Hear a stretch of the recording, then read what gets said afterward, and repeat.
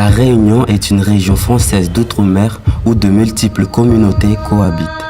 Qu'elles soient athées ou de confession catholique, hindouiste, juive, musulmane ou protestante.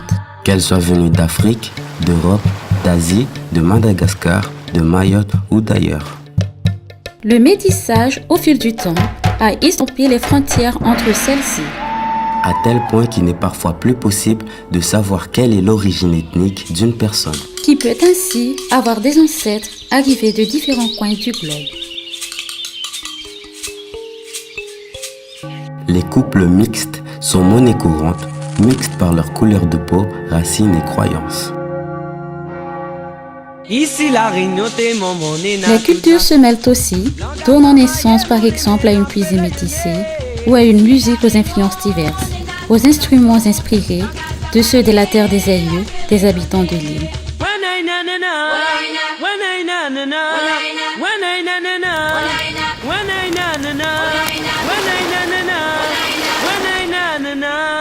Les Réunionnais ont su apprendre à se connaître, à vivre ensemble.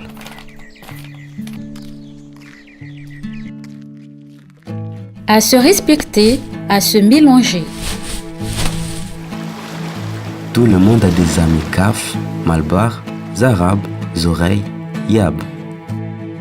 Et les croyants de religions distinctes vivent côte à côte, ensemble, quotidiennement, depuis les bancs de l'école.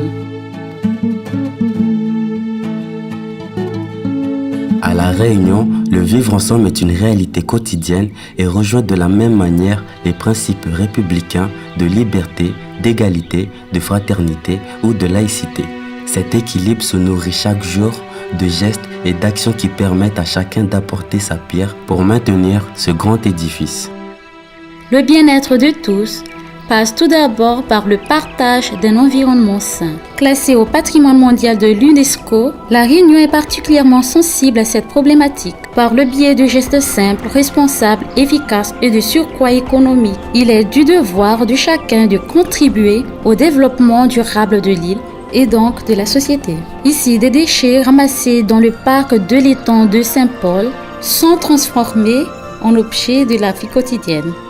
Le respect des valeurs passe par les liens intergénérationnels qui favorisent le contact, l'entente et la transmission des savoirs entre des individus d'âges différents.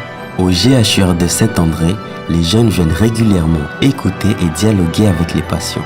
Par une relation de partage, ils évoquent leur histoire réciproque, souvenirs et commentent l'actualité de façon simple et naturelle. Ces instants permettent aux uns d'obtenir des précieux conseils et connaissances de leurs aînés et aux autres de se sentir écoutés et entourés. À l'heure où la liberté d'expression est au cœur de toutes les discussions, il est important de rappeler qu'en France, le débat démocratique accorde à chacun le droit de pouvoir exprimer son point de vue tout en respectant l'opinion et l'intégrité de l'autre.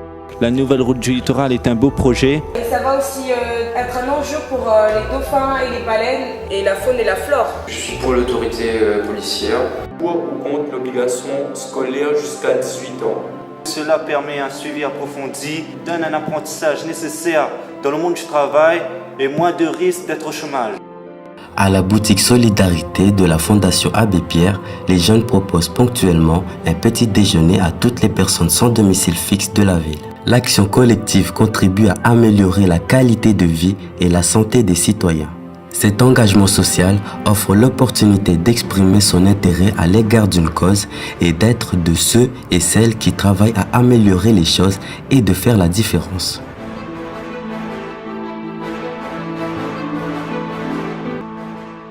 Le respect, la fraternité, la dignité humaine sont des valeurs défendues dès 1789 par le peuple français dans la Déclaration des droits de l'homme et du citoyen. Les hommes naissent et demeurent libres et égaux en droit. Nul ne doit être inquiété pour ses opinions, même religieuses, pourvu que leurs manifestations ne troublent pas l'ordre public établi par la loi. La liberté consiste à pouvoir faire tout ce qui ne nuit pas à autrui.